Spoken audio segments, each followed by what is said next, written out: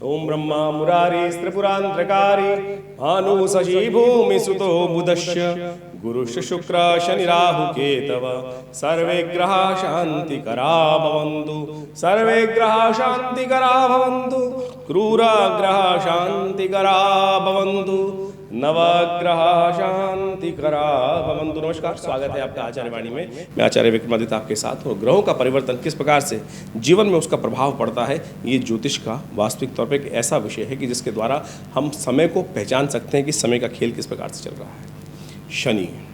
शनि का नाम आते ही व्यक्ति के जीवन में कान खड़े हो जाते हैं और जानना चाहते हैं शनि क्या कर रहे हैं। मेष राशि वालों के लिए, जी हाँ, मेष राशि वालों के लिए शनि महाराज अब हो गए हैं शुभ। जी हाँ, लगातार पिछले करीब आप मान के चलें 60 दिनों से अब शुक्र जो मंगल और शनि की युति चल रही थी, अब वो परिवर्तन की तरफ जा रही है। पिछले 1.5 महीनों से जिस प्रकार से शनि मंगल की युति ने परेशान कर रखा था, दशम भाव में आपके 11वें भाव में बैठकर मंगल ने शनि के शुभ प्रभाव को, शनि का परिवर्तन 30 साल बाद हुआ है। मेष राशि के अंतर्गत विशेष तौर पे हम समझें, शनि लाभ वाले स्थान में चल रहे थे और ऐसे में मंगल ने आकर शनि के शुभ लाभ वाले स्थान को, अच्छे कार्य वाले स्थान को परिवर्तन की तरफ ला दिया था।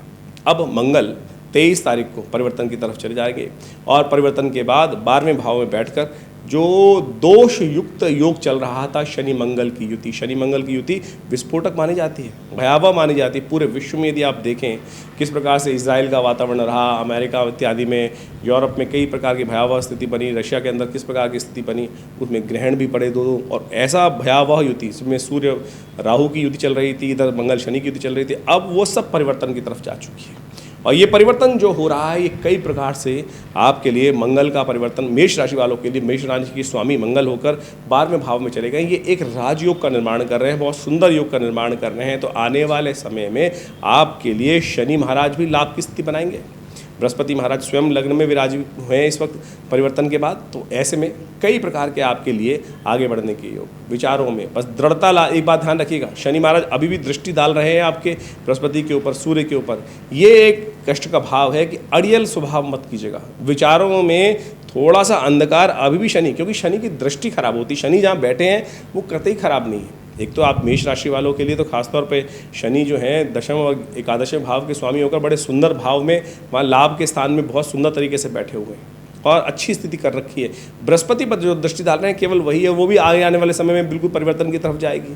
और आने वाले समय में हमें दिखाई देता है कि 2024 के मध्य में और 25 के अंदर मेष राशि वालों के लिए बहुत बढ़िया समय आता दिखाई दे रहा, बहुत बढ़िया समय। जी हाँ, ये कई प्रकार से लाभ देने की स्थिति दिखाएगी। शनि मंगल की युति वैसे तो भयावह बहुत होती है, लेकिन ये निकल के जो आ रही है, ऐसे में यदि आप कुछ खास उपाय और कर लें, क्योंकि मंगल महाराज 12वें भाव में चले गए और 12वें भाव में बैठकर लग्न के स्वामी हैं और जिस प्रकार का सुंदर योग बना रहे हैं, ऐसे में दान, ये ऐसा योग बन गया है कि जितने गरीब परित्यक्त लोगों की आप सेवा करने का प्रयास करोगे, हनुमान जी का जितना स्तवन करने का प्रयास करोगे।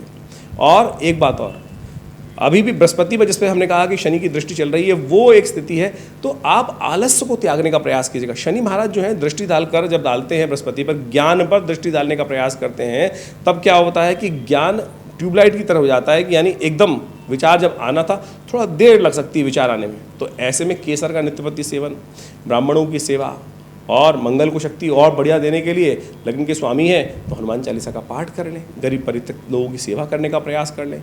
इससे ये 2024 और 25 का समय हमें ऐसा दिखाई देता है कि आपके लिए बहुत महत्वपूर्ण लाभ की स्थिति और कई प्रकार से लाभ के योग बनने के समय बनता दिखाई दे रहा है। आनंद भाव से परमात्मा का स्मरण करते हुए इस सुंदर समय को आनंद लेते हुए कार्य करने का प्रयास कीजिए।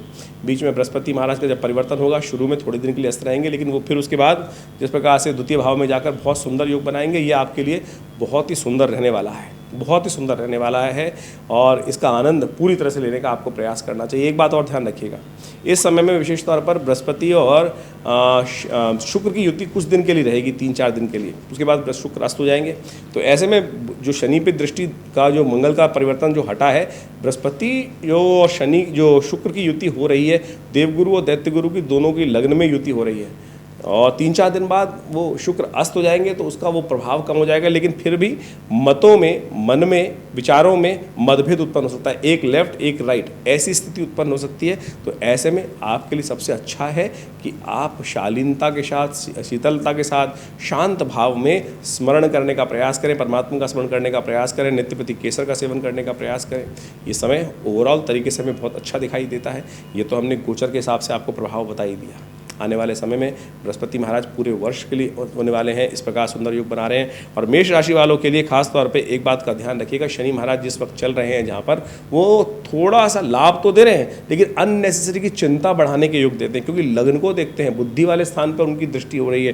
तो उसके लिए कुछ खास उपाय, तो हनुमान चालीसा का उपाय सबसे बेस्ट है, सबसे बेस्ट उपाय है कि हनुमान चालीसा का पाठ नित्यपति, जय हनुमान ज्ञान गुण सागर, जय कपीस तिहुँ लोक उजागर, इस प्रकार से लज्जताउचित भाव से करने का प्रयास कीजिए और आनंद भाव से समय लेने का प्रयास कीजिए। क्योंकि बृहस्पति पर शनि की दृष्टि चल रही है और साथ साथ लग्न पर शनि की दृष्टि चल रही है, तो वो अननेसेसरी की थोड़ी चिंताएं बढ़ाने का प्रयास कर सकता है, परेशानी लाने का प्रयास कर सकता है। लाभ जरूर देगा, धीरे धीरे देगा, लेकिन लाभ जरूर देगा। तो ये वर्ष आपके लिए बहुत अच्छे से आगे बढ़ने वाला है, आनंद से आगे बढ़ने वाला है। और ऐसे में विशेष तौर पर आपके लिए कुछ अच्छा योग बनता दिखाई देगा, लाभ के योग बनते दिखाएंगे और आगे बढ़ने का योग बहुत सुंदर तरीके से बनेगा। तो ऐसे में जैसे हमने कहा, हनुमान चालीसा का पाठ अच्छे से कर लीजिए, बहुत सुंदर रहेगा। और विचार कीजिए पूरी जन्मपत्री। आमतौर पर हम पूरी जन्मपत्री को अच्छे से समझना इसलिए चाहते हैं कि उसके द्वारा पूरा ओवरऑल स्थिति समझ में आती रहती है कि किनके लिए कौन सा ग्रह शुभ है भी कि नहीं। कई बार क्या है, बृहस्पति महाराज को हम शुभ ग्रह मानते हैं, लेकिन जन्मपत्री में वो क्या विषय पर कार्य कर रहा है, कहाँ बैठा हुआ है, किस प्रकार के योगा योग का निर्माण कर रहा है आपकी जन्मपत्री में, कहाँ चंद्रमा का, जैसे तो रोज पदार्पण होता है, लेकिन कहीं चंद्रमा आपकी कुंडली में केमुद्रम इत्यादि योग तो नहीं बना रहा है। उनका लिए कैसे परिवर्तन का योग बनाना है, क्या क्या स्थिति ग्रहों की है और कौन कौन से खास उपाय कर उन ग्रहों स्थिति को परिवर्तन करने के लिए आप उपाय कर सकते हैं, वो खास तौर पर जान लेना चाहिए। और हमारा ये संस्थान विशेष तौर पर लगातार ऐसे ज्योतिष के बहुत सारे विषयों पर बहुत सारे शोध कर बहुत सारी पुस्तकें भी लगातार छापने का प्रयास करता ही है, बहुत सारे कार्य करते रहते हैं, बहुत सारे आश्रम पर नित्यपति यज्ञ भी चलते हैं, उन सब में भी आप सम्मिलित हो सकते हैं। हर रविवार को एक विशेष कार्यक्रम होता है, हर मंगलवार को विशेष तौर पर भगवान का स्तवन होता है। माँ दुर्गा की सिद्ध प्रतिमा है जो 1947 में मुल्तान से आकर यहाँ प्रतिष्ठित है। आज आचार्य श्री केशव देव जी की के द्वारा इस संस्थान की स्थापना की गई 1900 करीब 60 के आसपास, और तब से विभिन्न पराविद्याओं के विषय पर हम लगातार कार्य करते रहते हैं, चाहे वो मंत्र विज्ञान है, चाहे वो यज्ञ विज्ञान है, चाहे वो विशेष तौर पर और भी योग इत्यादि, ज्योतिष इत्यादि, आयुर्वेद इत्यादि, इन सब पर। हॉस्पिटल भी है, योग प्राकृतिक चिकित्सा का 100 बेड का हॉस्पिटल है, गौशाला है आश्रम के अंदर। दिल्ली जैसे क्षेत्र में लगातार हम पिछले करीब 50-60 सालों से ये सुंदर कार्य, अध्यात्म के संबंध में कार्य यहाँ से करने का प्रयास कर रहे हैं। और आप सब लोग हमारे आश्रम से जुड़ सकते हैं। और बहुत सारे हॉस्पिटल है, योग प्राकृतिक चिकित्सा आयुर्वेद का एक 100 बेड का हॉस्पिटल है जो आश्रम में कार्यरत है, सेंट्रल गवर्नमेंट के पैनल पर है, दिल्ली गवर्नमेंट के पैनल पर है। बहुत सारी संस्थाओं के साथ मिलकर हम समय समय पर विशाल कार्यक्रम करते रहते हैं। और आप सब भी हर जो यज्ञ इत्यादि में भाग लेना चाहते हैं तो रविवार का एक दिन हमने जनरल सबके लिए रखा हुआ है। यहाँ पर हर रविवार को सुबह 8 से लेकर करीब 10 बजे तक विशाल भंडारे के साथ एक कार्यक्रम चलता है। तो आप सब उस यज्ञ में सम्मिलित होकर माँ भगवती के सानिध्य में बैठकर दिव्य यज्ञ का आनंद लें और देखिएगा भारतीय संस्कृति में यज्ञ के द्वारा अद्भुत लाभ कैसे मिलते हैं, उस सब संबंध में आपको लाभ प्राप्त होगा। तो जुड़िए विवेकानंद योग आश्रम से। धन्यवाद, नमस्कार।